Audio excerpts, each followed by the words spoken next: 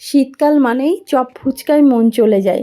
চলো আজকে দারুণ মজাদার স্বাদের একটা মাশরুম রেসিপি তোমাদের সঙ্গে শেয়ার করছি।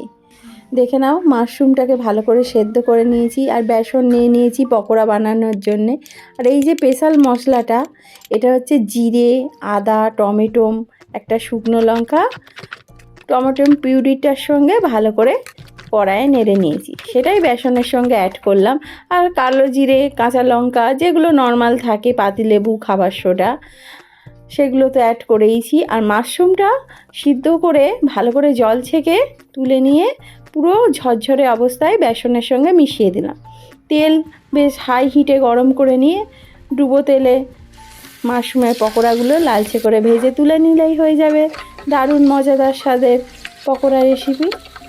আর তোমাদের এই রেসিপি কেমন লাগলো অবশ্যই জানিও।